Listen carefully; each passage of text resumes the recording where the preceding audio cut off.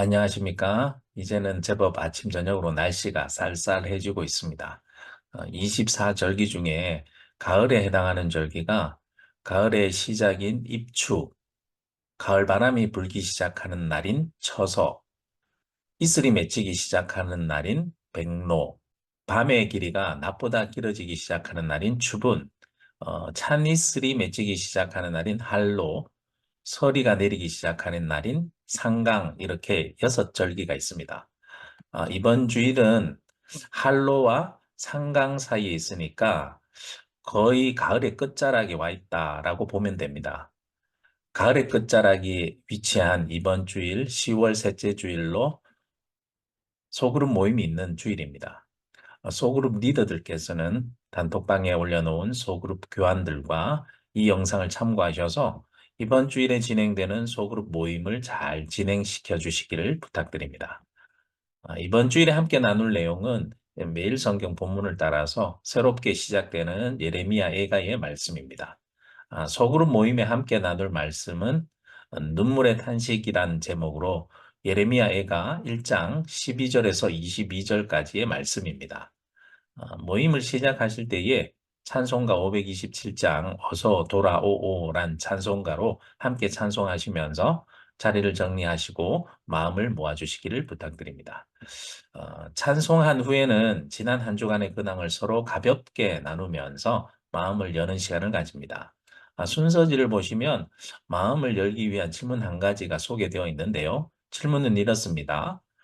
지금까지 살아오면서 아니면 혹은 최근에 가장 많이 펑펑 울었던 적은 언제였습니까? 라는 질문입니다.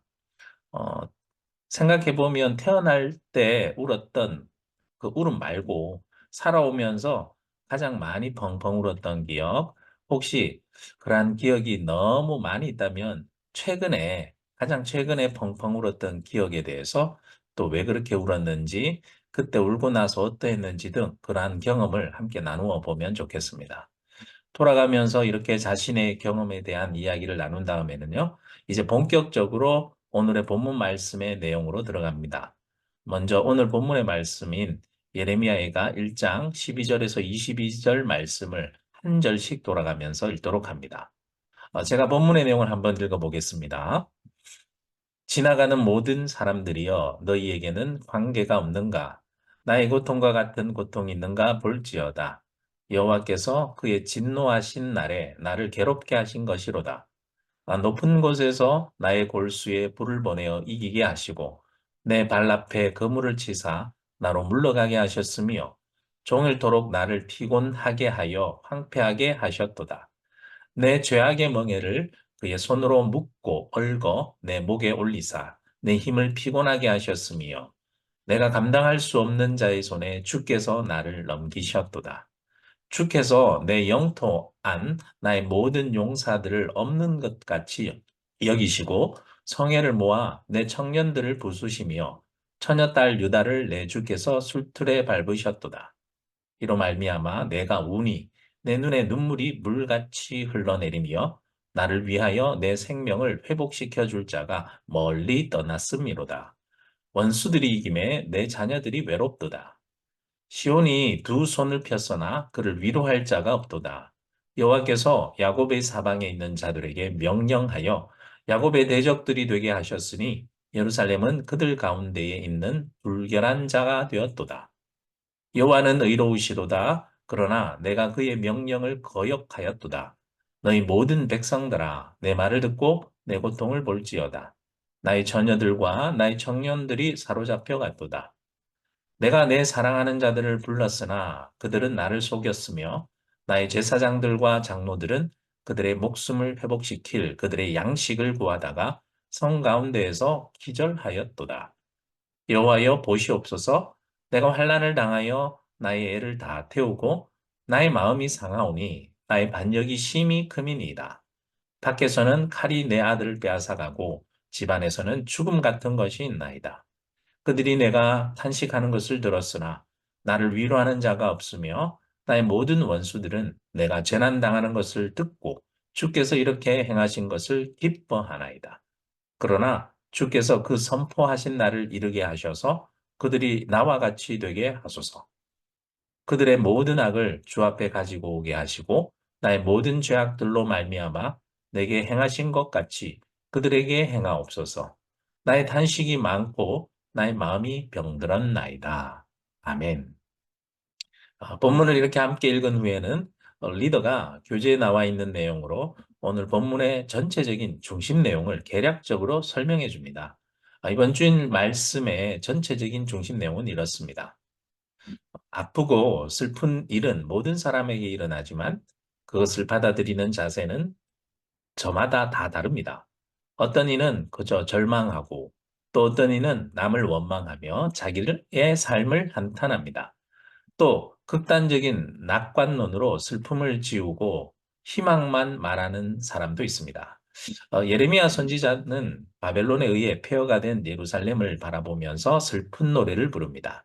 그의 노래는 처참한 현실에서 비롯된 슬픔으로 가득하지만 절망에만 머물러 있지 않습니다. 그는 이 모든 것이 하나님의 징벌임을 인정하고 하나님 앞에 지은 죄를 자백하며 원수를 향해 심판하시기를 하나님께 간구합니다. 자, 이렇게 전체적인 본문의 개략적인 중심 내용을 함께 나눈 뒤에 이제 본격적으로 구체적인 본문의 내용을 단락별로 나누어 살펴봅니다. 모두 세 단락으로 나누어 살펴보고 각 단락별로 구체적인 내용을 나누도록 합니다. 첫 번째 단락의 내용은 12절부터 16절까지의 말씀입니다. 교재의 단락의 내용에 대해서 설명이 나와 있죠. 한번 볼까요? 예레미야애가 1장 앞부분 1절에서 11절에서는 예루살렘의 비참한 상황에 대해서 말씀합니다. 이어지는 12절부터 말씀은 예루살렘이 비참하게 된 이유가 자신들의 죄악의 멍에로 인한 하나님의 징계 때문임을 인정합니다. 이로 말미암아 슬퍼하며 눈물을 흘린다라고 말씀합니다. 자, 이 내용을 중심으로 첫 번째 나눔 질문으로 서로 이야기를 나눕니다. 첫 번째 나눔 질문을 순서지를 통해 함께 보겠습니다. 질문은 이거죠. 내가 당한 고난이 나의 죄로 인한 하나님의 징계임을 깨달았을 때에 나는 어떻게 반응합니까? 라는 질문입니다. 우리가 당하는 고난에는요, 크게 두 종류로 나뉘어집니다.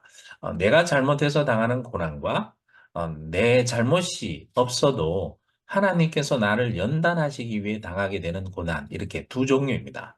이 중에서 오늘 이야기를 나누어 볼 이 고난은 첫 번째에 해당되는 내가 잘못해서 당하는 고난에 대한 내용입니다. 내가 당한 고난이 나의 죄와 잘못으로 인한 것임을 내가 딱 깨닫게 되었을 때 나는 주로 어떻게 그에 대해서 반응하는지 서로 이야기를 나누어 보면 좋겠습니다. 두 번째 단락의 말씀은 17절에서 19절 말씀입니다. 본문의 내용을 순서지에 안내된 내용으로 먼저 정리합니다.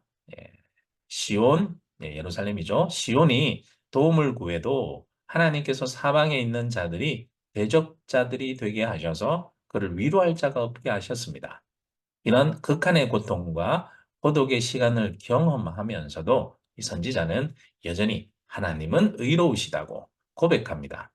자신의 죄를 인정하고 하나님의 의로우심을 인정하는 자에게는 결국 하나님께서 회복하실 것이기 때문에 소망이 있습니다. 이런 내용입니다.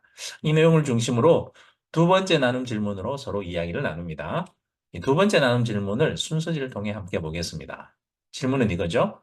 사방이 꽉 막혀 다른 어떤 이의 도움을 조금도 기대할 수 없을 바로 그때가 하나님께 도움이 절실해 반드시 기도해야 할 때입니다.